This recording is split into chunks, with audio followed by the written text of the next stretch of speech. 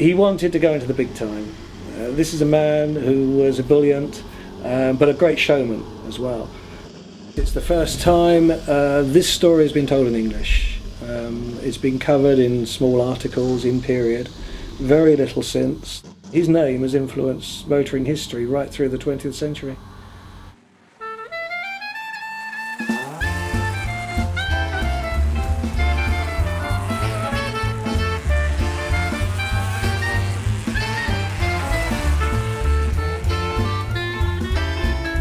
There's an incredible story of an amazing guy, self-taught engineer, a wild card, if you like, in many ways.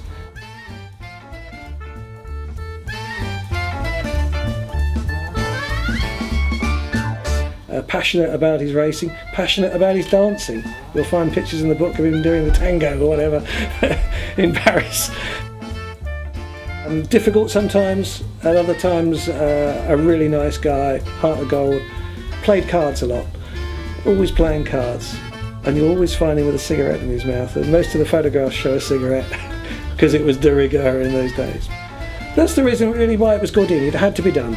It's a story that was waiting to be told.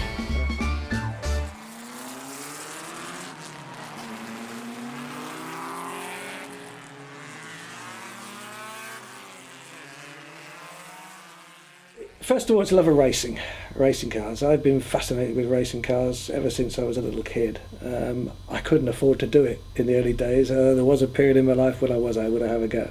And successfully, thank goodness, not circuit racing, but hill climbing and sprinting and that. And so I was actually able to feel what it was like to have a little go. It's a fascinating, for me, racing is a fascinating subject. Cars are a fascinating subject, Alpine Renaults in particular. I first saw one of those in 1968. Alpine and Renault used Gordini engines, so when we were doing the sports car book and when we did the Formula One book, we were forever lasting seeing the name Gordini, and it appears hundreds and hundreds of times. And I got to thinking, the story of Gordini has never been written. What is the story of Gordini? I think that's perhaps the main reason why I fitted it into my programme, because the next one will be about the Alpine Berlinettes, which again is another one, never been covered in English before. It has some great photographs from the collections of Bernard Cailla from the 1950s.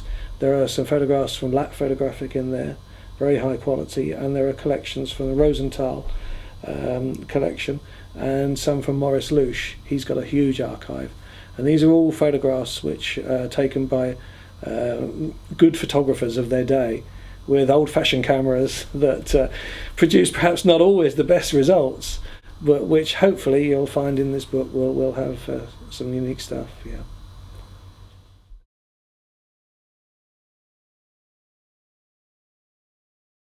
Yes, he's an interesting character. Born in 1899, a very poor family in Italy.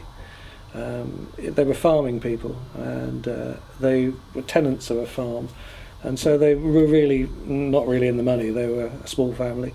Was apprenticed at the age of 12, like a lot of young kids were at that time, and shortly afterwards he went to work for a Fiat agency, still as a sweeper-upper, and he there was to meet Eduardo Weber, the man who was eventually become famous for the Weber carburetors. And as he grew older, a few years into the First World War that arrived, he was working with Assotta Fraschini, then a massive car organisation in Italy, and he was to meet Ernesto Maserati. And so already the contacts with some of the famous people of history started to happen. The war, of course, intervened. He was brought into the army in 1918. And Gordini loved life. And this man was a guy who loved parties, who liked dancing. He knew he's a self-taught engineer, so he was a real young man about town. He raced against some of the greatest drivers in the world at that time, and he also had them through his hands. The likes of Fangio and Beira, Sommer, they all drove for Gordini at some time or another. Going through into the later 50s, things started to get difficult, and I think most people outside of France probably think of Gordini as a bit of a loser. He was always at the back of the grid. He never really made it into the top league. He never did get to the top of Formula One, but in his day, and in the right conditions with the right driver and the right cars. His cars did beat the Ferraris, they did beat the Maseratis and the Alfa Romeos. And so there's a story there that's quite incredible. It's the David and Goliath situation, and it's the little under guy always competing with the big guys with not much money, make do and mend with parts, survive if you can, win money by selling cars. It was a hand-to-mouth existence very often, and he had 40 men working for him in the mid-50s. Over the 10 years, he had over 250 victories, over 1,000 entries in races, and there were 400 grids that's had a Gordini on the line. So when he decided to pack up, which was at a time when there was literally the money had run out, everything had gone, he couldn't really go much further, Renault had come on the scene, and that's the sort of second part of the story. But the grids then lost one of its great characters, because he was a character, there was little doubt about it. Renault had created a car called the Dauphine, and they wanted to do some expansion, some modernisation on the engine to make a sports engine. And in the mid-50s, they met up with Gordini, and it was decided that maybe Gordini could do an engine, because he was well known for his engineering and his engines.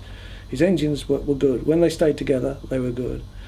And so Gordini just changed his tack and decided that this was a lifeline that he needed, A, to keep him alive, to keep his team alive, and to move forward. That led on to him working with Alpine, and it led on then towards the end of the 1960s when they developed a V8 for the sports car racing. Unfortunately, it didn't work too well, and by then Gordini was in his late 60s, early 70s, as we enter the 1970 period. And Renault took over Gordini in 1969 completely, and they took over the company Alpine in 1973. And they didn't take that over completely until 77, but they took a big shareholding. Gordini faded from the picture himself as a man, but his name was to appear on the engine, and Renault, as a mark of respect, named all their engines from there on after until 1986 Renault Gordini. And all of the sports car prototype engines, the V6s of the 70s, the Le Mans winning car of 1978, and the early Formula One turbo cars right through to 1985, all had Renault Gordini. And in 1986, everything stopped. They decided that the Gordini name was no longer of interest, it would all be Renault Sport. And so Renault continued into the eras that followed, very successfully in Formula One. And for 23 years, Gordini was virtually forgotten, until 2009, when Renault brought out a Gordini version of the Clio and the Twingo. And so right up to date, Gordini's name is still being used on the cars of today. He has influenced, his name has influenced motoring history right through the 20th century.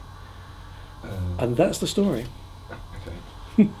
And the next question, really. A short one. Going on.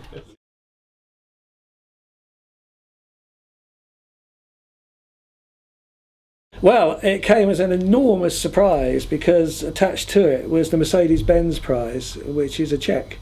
And I won't go into details at the moment, but the cheque, of course, is always welcome. So the Mercedes-Benz prize and the Lord Montagu Bewley Trophy was quite something. To be new as an author, certainly to books, it was a big surprise for me. I'm a rookie at the game, and to actually win that award was quite something, because it was my peers, and in the industry it was an industry award, so it's quite important to me, that one. But the funniest thing is that the funniest thing to me, perhaps not to dear Alan Henry, who unfortunately I've not yet met. Stirling, of course, I have. He wrote a book, and Stirling Moss and Alan Henry's book was commended. They came second.